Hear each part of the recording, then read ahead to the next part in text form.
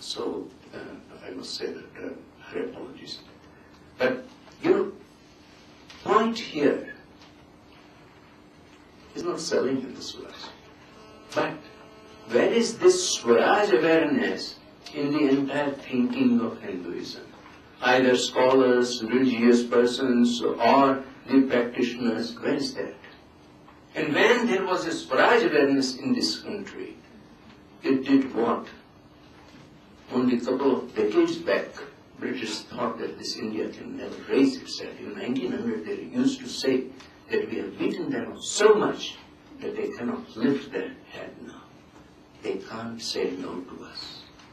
But within only 2 decades, Gandhiji changed this. It was the Swaraj awareness. In 1909, when he wrote Hindu Swaraj, he ends this Hindu Swaraj with one sentence that now what I have written here, my life would be the testimony of following what I have written it. I dedicate my life to following what I have written here. And when he followed what he wrote in Hindu Swaraj, that 86 pages, we know very well what happened to this nation. The people who had become just lethargic, demoralized, completely dead, they rose the way no nation has risen so much. That power is in Hindu Swaraj.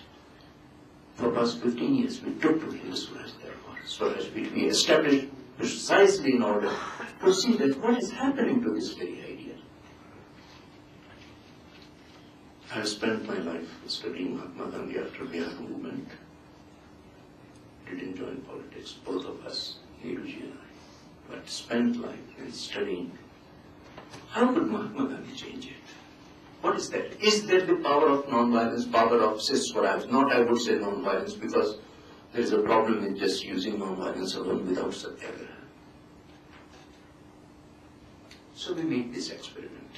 I do 3 to 4 to 5 days discourses, katha, on Hindu Swaraj. I have spent 20 years studying Mahatma Gandhi's collected verse, all 100 volumes. That has been my staple food. And then one has to read other things also.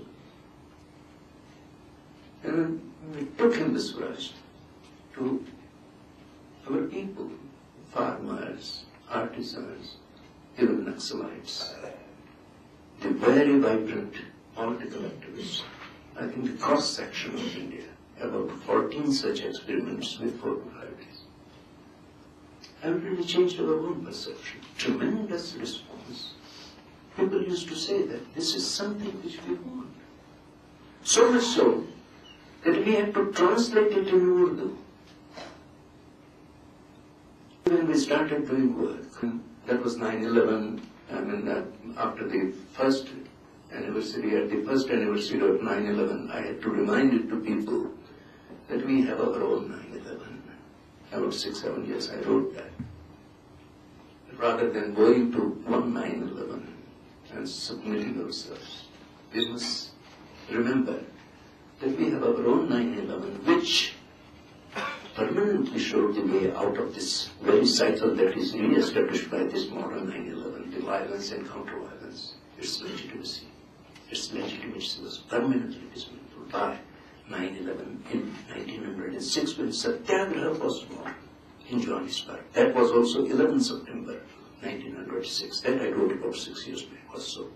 And in that, Hindus and Muslims were shoulder to shoulder. Mahatma Gandhi's most close supporters were Muslims in there. We reminded this to Muslims also.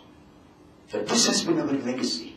Those who forget that legacy and develop a short memory, they start losing their battles.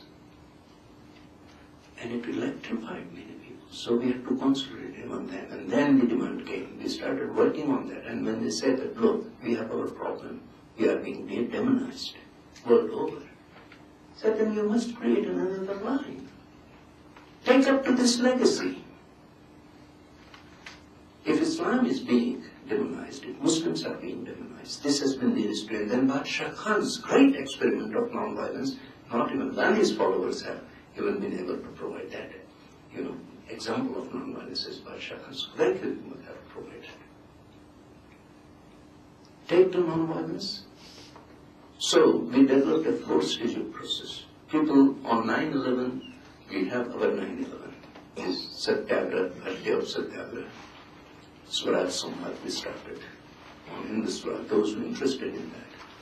Then we have 4 days, 5 days in the Swaraj discourse.